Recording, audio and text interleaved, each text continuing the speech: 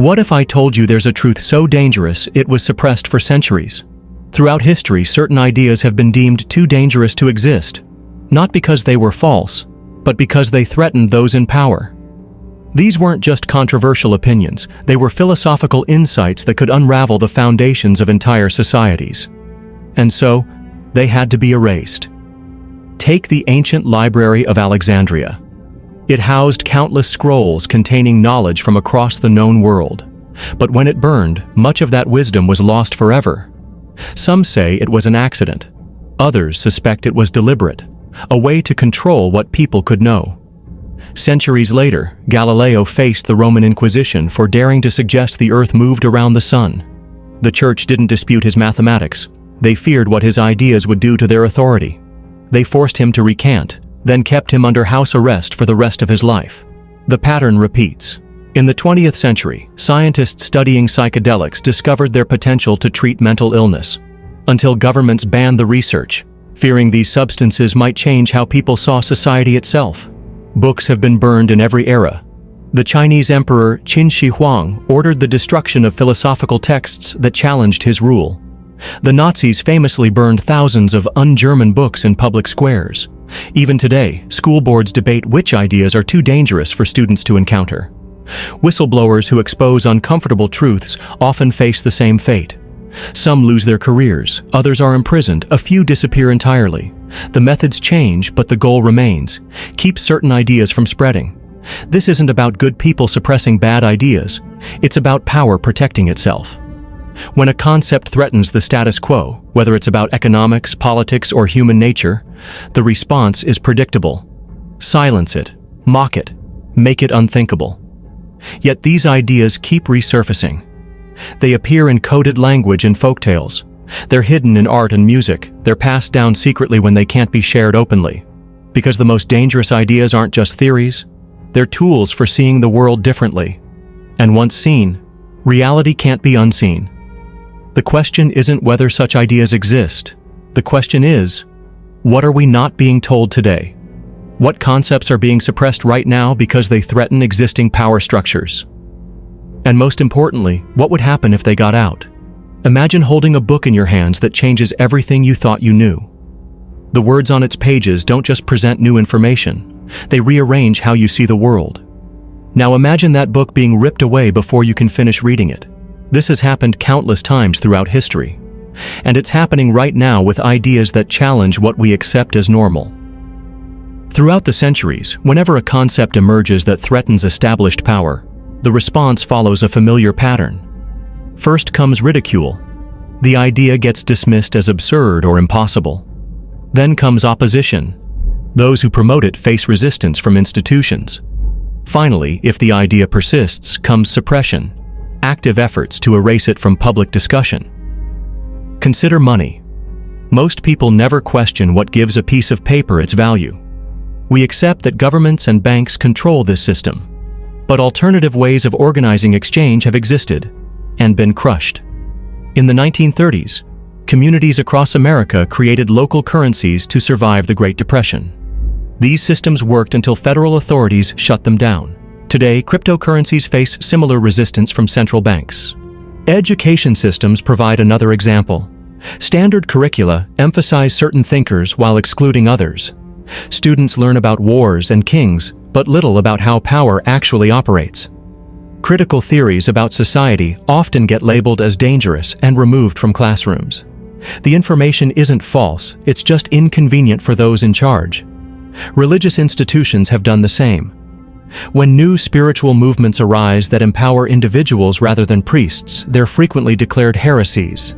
The Gnostic Gospels, which presented a different version of Christianity, were systematically destroyed by the early church.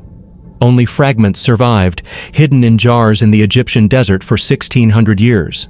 Science isn't immune. Research that contradicts corporate interests often struggles for funding. Studies about climate change, public health, or pollution have been suppressed when they threaten profits. Scientists who publish uncomfortable findings sometimes find themselves ostracized or unemployed. Even language gets controlled. Certain words get banned while others get promoted. Political slogans replace complex thought. Advertising phrases shape our desires without our awareness. The boundaries of acceptable discussion get narrower while appearing to grow wider. Technology promised to solve this by giving everyone a voice. But platforms now use algorithms to steer conversations. Ideas that challenge the status quo get less visibility. Content gets removed for vague violations. The tools of liberation become instruments of control. History shows this pattern repeating across civilizations. The Maya had advanced astronomical knowledge that threatened Spanish conquerors, so their books were burned. Alchemists in medieval Europe wrote in code to avoid persecution. Enlightenment thinkers published anonymously to escape censorship. Today's methods are more subtle but equally effective. Instead of burning books, inconvenient information gets drowned in a flood of distractions and misinformation. Complex issues get reduced to simplistic debates. Attention spans shrink until serious discussion becomes impossible. But forbidden ideas have a way of resurfacing. They appear in art when they can't be stated directly. They get preserved in folk traditions when official channels reject them. They're passed quietly between those who recognize their importance. The idea we're discussing today follows this tradition. It's not complicated, but its implications are profound. It doesn't require special training to understand, but it changes how you see everything. That's why it's been opposed whenever it appears. By the end of this exploration, you'll see why this concept makes institutions nervous. You'll understand why some people would prefer you never encounter it. And most importantly, you'll recognize how this knowledge changes what's possible. This isn't about conspiracy theories. It's about examining what gets excluded from mainstream discussion and asking why. It's about noticing the patterns in what gets suppressed across different times and places. When you see what connects these attempts at control, the world starts looking very different. The truth isn't always hidden, sometimes it's in plain sight, waiting for us to notice what we've been trained to overlook. What comes next will show you how to see it, and what that vision makes possible. Long before Socrates walked the streets of Athens, other thinkers were developing radical ideas about reality. In the trading cities of Ionia, along what is now Turkey's coast, philosophers like Thales and Anaximander looked at the world differently. Instead of explaining events through gods and myths, they searched for fundamental principles underlying nature. Thales proposed everything came from water. Anaximander suggested an infinite, boundless substance as the source.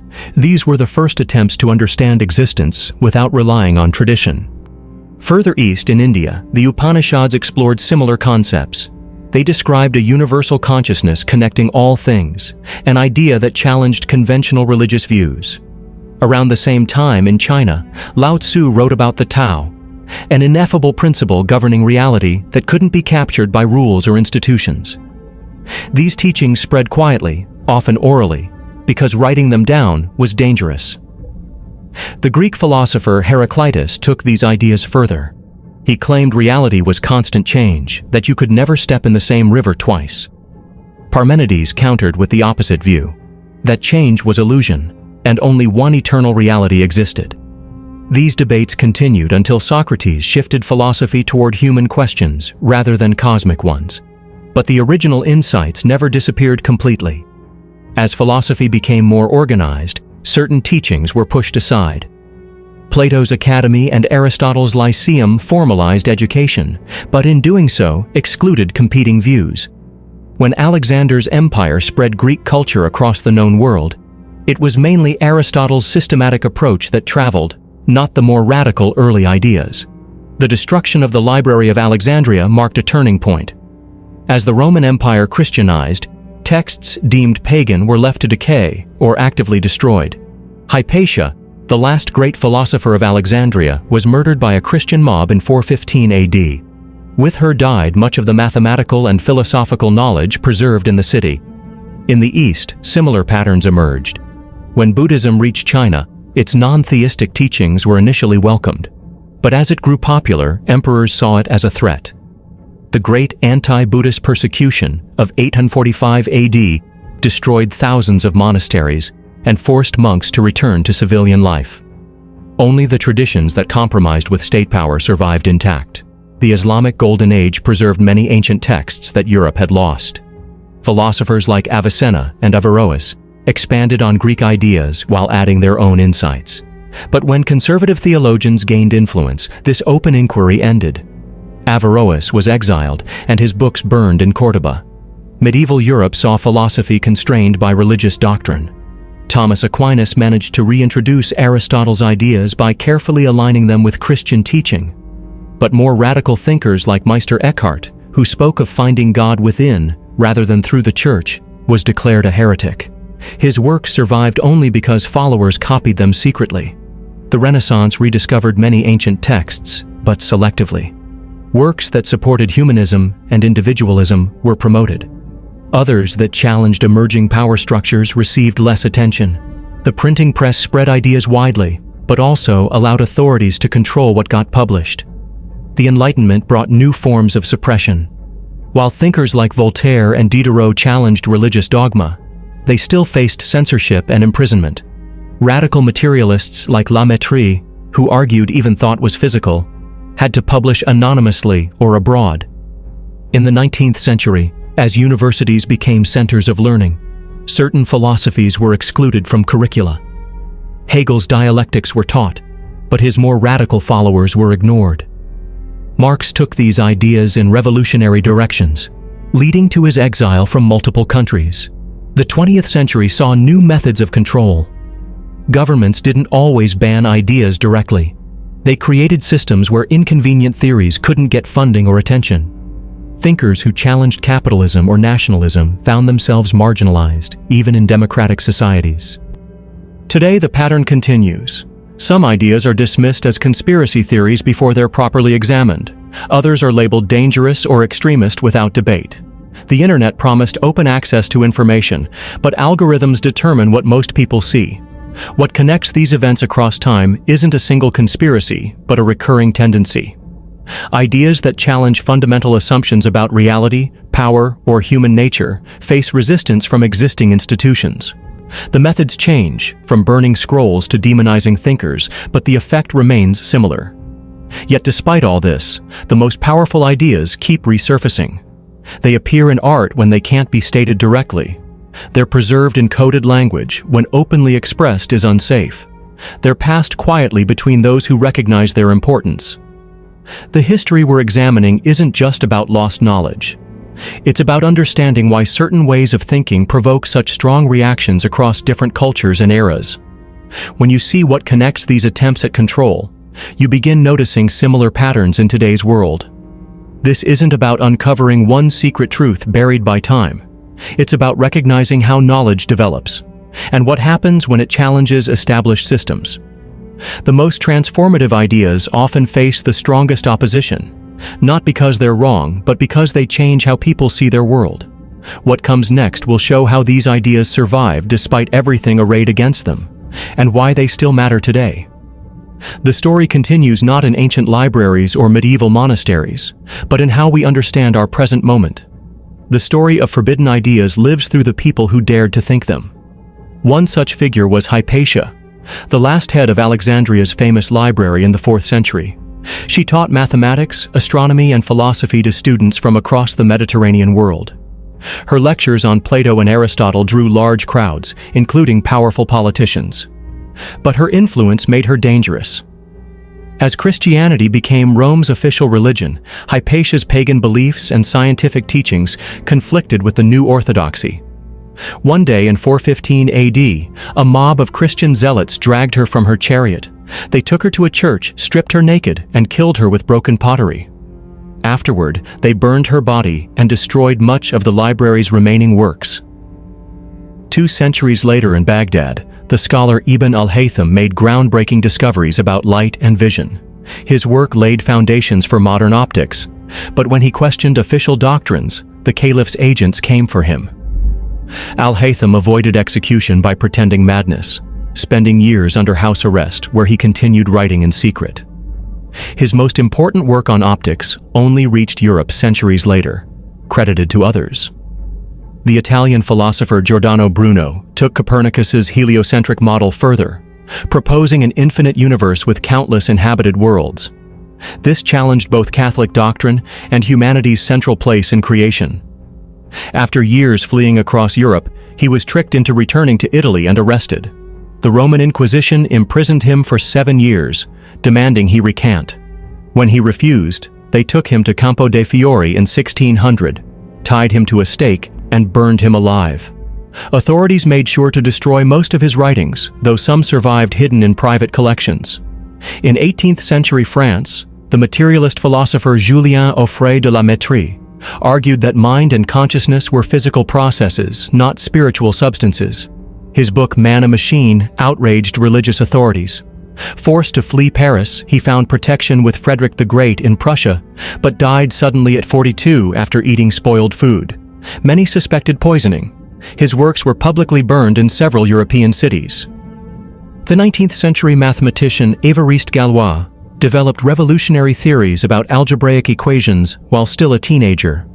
His work was repeatedly rejected by the French Academy of Sciences, partly because of his radical political views. At age 20, he was killed in a duel under mysterious circumstances, possibly arranged by political enemies. He spent his last night writing down all his mathematical ideas, which later formed the basis of modern group theory. In 20th century Russia, the geneticist Nikolai Vavilov collected seeds from across the world to prevent famine. His work challenged Stalin's favored pseudoscientific theories, so secret police arrested him in 1940. He died in prison 3 years later from starvation. Ironically, the very condition he had devoted his life to preventing. The Soviet government erased his name from scientific publications for decades. These stories share common threads. Each thinker challenged fundamental assumptions of their time. Each faced opposition not just from individuals, but from entire systems of power. Some were killed directly, others silenced through imprisonment or exile. Their ideas often survived only through hidden copies or students who risked punishment to preserve them. The methods of suppression changed across eras, from public executions to character assassination, from burning books to withdrawing funding. But the pattern remained. Ideas that threatened existing power structures faced systematic opposition. What makes these cases significant isn't just the suppression itself, but what it reveals about how societies protect their foundational beliefs. Many of these thinkers were eventually vindicated. Bruno's infinite universe became scientific consensus. La Métrie's materialist views inform modern neuroscience. Vavilov's seed bank concept is now standard practice. Their stories show how ideas initially deemed dangerous often become accepted truth, but only after those who first proposed them paid a price. This historical pattern raises questions about today's world. Which current thinkers face similar opposition? What modern ideas might future generations see as obviously true that are currently rejected or suppressed? The answers may be closer than we think, hidden in plain sight among the controversies of our own time. A journalist dug through files, uncovering secrets that were never meant to leave locked drawers. The story ran. People read it. Some cared. Most moved on. But the journalist didn't. Emails went unanswered. Calls weren't returned. Doors that were once open now had security guards standing in front of them. A professor wrote a paper. It challenged ideas that had been accepted for years. The arguments were solid, the evidence clear. But the paper never made it to print. Reviewers called it divisive. Colleagues whispered in hallways. The professor kept teaching, but fewer students signed up for the classes. The university didn't renew the contract. No one said why. These things don't happen in shadows. They happen in offices, in meetings, in emails with polite language. The methods have changed. The intent hasn't. A tech worker found code buried deep in a project. It tracked users in ways they never agreed to. The worker reported it. At first, nothing happened. Then came the meetings with HR. Then the performance reviews turned sour. Then the layoffs. The worker signed papers on the way out. The code stayed. A doctor published findings about a drug. The numbers didn't match the company's claims. The response was fast. Articles called the research flawed. Social media filled with accusations. The doctor's reputation cracked under pressure. The drug stayed on shelves. The names change. The fields change. The pattern doesn't. People still speak up. People still get pushed out. The reasons sound better now. Not a team player. Creating unnecessary conflict. Poor cultural fit. The words are cleaner. The outcome is the same. A student recorded a lecture. The professor said something controversial. The clip spread online without context. The school issued a statement. The professor apologized. The student kept posting. The professor wasn't there the next semester. A writer criticized a powerful figure. The articles were fair, the facts checked. Then came the lawsuits. Not to win, just to drain time and money. The writer kept fighting, but the legal fees piled up. The publisher stepped back. The next book never came out. It's not about right or wrong anymore. It's about who holds the power to silence. A researcher studied patterns in how ideas spread. The findings showed gaps in what people believed. The work was shared, then attacked. Not with better data, but with louder voices. The university distanced itself. The grants dried up. The research ended. A politician brought up an old scandal. The press asked questions. The answers didn't add up. Then came the distractions. New scandals, louder ones, flooded the news. The old story faded. The politician stayed in office. This isn't history. This is now. The tools are different. The internet moves faster than printing presses ever did. A tweet can bury a career before lunch. A viral post can rewrite a narrative overnight. But the game hasn't changed. Just the players. A musician refused to sign a contract. The terms were unfair. The label walked away. The songs never reached listeners. The musician kept creating, but the audience never grew. An employee reported fraud. The company launched an investigation into the employee. The findings were inconclusive. The employee quit before getting fired. The fraud continued. A filmmaker exposed corruption. The documentary won awards. The subjects of the film sued. The legal battles lasted years. The filmmaker's next project never got funding. It's easy to say this is how things work. It's harder to admit it's how we let them work. People still try. People still fail. The cycle doesn't break. It just wears new clothes. At the heart of this forbidden knowledge lies a simple but radical proposition. Much of what we consider real is actually constructed. The buildings around us exist physically, but their meaning as homes, offices, or banks exists only because we agree it does. Money has value because everyone believes it does. Laws have power because enough people accept them. This isn't just about social constructs. It goes deeper, to the very nature of perception itself. Consider vision. Our eyes don't see the world directly. They capture light particles that our brain interprets into images. What we perceive as solid objects are mostly empty space at the atomic level. The colors we see don't exist outside our minds. They're our brain's way of interpreting different light wavelengths. This suggests reality as we experience it is already a kind of controlled hallucination, shaped by our biology. Language builds another layer. Words create categories that don't exist in nature. We divide the color spectrum into separate hues, though light forms a continuous gradient. We classify animals into species when evolution shows gradual transitions. These mental constructs help us navigate the world, but they also limit how we think about it.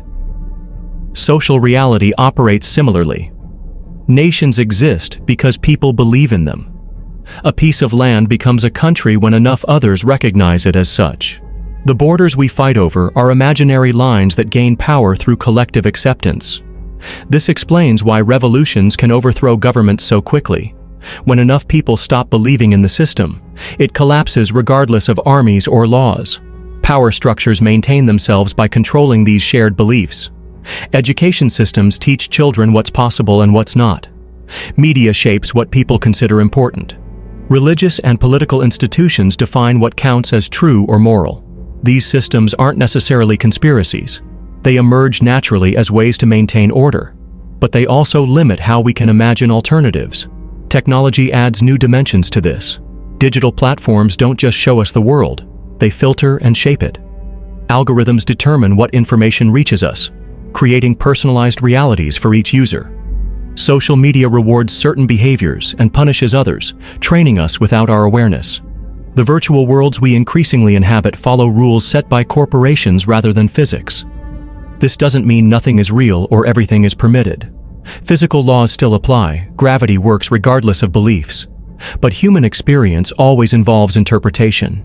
Two people can witness the same event yet describe it completely differently, not because either is lying, but because their minds constructed different versions from the same sensory input. Understanding this changes how you see everything. Conflicts transform from clashes over truth to competitions between constructions. Political battles become less about facts than about which narrative will dominate. Personal problems shift from fixed realities to mental models that can be examined and adjusted. The implications spread outward. If money is belief, what happens when that belief shifts? If laws are collective agreements, how can they be changed? If identity is constructed, who gets to define it? These questions explain why the idea has been suppressed throughout history. It makes the foundations of society appear arbitrary, which threatens those who benefit from the current arrangement. Yet this knowledge also offers freedom. Recognizing constructions allows people to change them. Seeing through illusions makes them less powerful. Understanding how reality gets shaped helps individuals navigate systems more effectively. The idea isn't destructive, it's liberating for those who grasp it. Dangerous only to structures built on unquestioned assumptions. This explains its persistence despite suppression. The concept keeps reappearing because it matches human experience. People keep rediscovering it because it helps explain the world. Authorities keep fighting it because it undermines control. The pattern repeats because the insight remains true regardless of opposition. What comes next explores how this idea manifests in daily life, the subtle ways constructed reality shapes choices, and how seeing through it changes what's possible. The story continues not in abstract theory, but in practical consequences that affect everyone. When you start to look closely at how ideas are shaped, what gets shared, what's avoided, and who gains, something shifts. It stops being about information and starts being about filters. And once you see the filters, you can't ignore them. It changes how you talk, how you listen, how you decide what's true. You stop taking things at face value. You pause more often, you notice the patterns, you stop reacting the way the system expects. This reaches into every area of life. In conversation, you hear assumptions people don't even know they're making. At work, you spot decisions based more on comfort than accuracy. In family, beliefs passed down without question start to feel incomplete. The slogans feel shallow. The answers feel short. Once you recognize this, small moments become clues. You read between headlines, you notice what wasn't said, you hear who's missing from the panel, you catch the part that didn't make it into the report. It's not about paranoia, it's about pattern recognition. You begin to ask, why this message now? Who needs me to believe this? And then you begin to change. You speak differently. You use fewer buzzwords. You avoid sweeping claims. You start saying, I don't know, more often. You trade speed for clarity. You trade certainty for evidence. You no longer need to win arguments. You want to understand. Anonymous thinkers have shared what happened when they began doing this. One left a job after realizing most meetings were built to maintain control, not solve problems. Another found their friendships shifting. They stopped trying to impress people who valued image over truth. A third said they no longer felt the need to post constantly. They saw how much of what's shared isn't for learning, it's for status. These aren't loud changes. They're quiet, slow, and deep. But they spread, and when enough people adopt that mindset, things begin to move. If this way of thinking became common, institutions would have to adapt. People would question policies faster. They'd stop accepting slogans. They'd ask who wrote the rule, who profits from the policy, who benefits from your silence. Look at Copernicus. He didn't just say the earth moves. He showed people that accepted knowledge could be flawed, that authority could be wrong, that truth didn't depend on approval. Once that door opened, science changed forever. Look at Darwin. He didn't just challenge theology, he offered a model of change that didn't need a planner. That idea disrupted more than religion. It affected psychology, sociology, even politics. The ripple effects reached far beyond biology. Now imagine that happening with belief itself. If the public saw that most systems are built to preserve power, not pursue truth, the response wouldn't be loud. It would be quiet disobedience, fewer followers, less applause, more critical thought, more precise speech, less fear of being wrong, more curiosity about what's real. This isn't about becoming rebellious. It's about becoming aware. When you stop relying on surface-level answers, you stop being controlled by them. When you value reason over reaction, you weaken every tool built to manipulate response. There's no guarantee this spreads. Most people don't want to question what works for them, but even small shifts add up. One person asking better questions can change the tone of a room. One article with honest data can disrupt a whole trend. One teacher willing to go off script can change hundreds of minds, and when this spreads, the shape of public thought changes. Not overnight, not with slogans, but slowly, in practice, through choices, through doubt, through care. This was never about philosophy for its own sake. It's about tools. The tools to think without being told what to think. The tools to see what others miss. To question without fear. To build beliefs instead of renting them. That's what the old thinkers tried to pass down. Not rules, not answers. Just a way of looking. A way of measuring truth that doesn't need applause. And that's still available now. Quiet.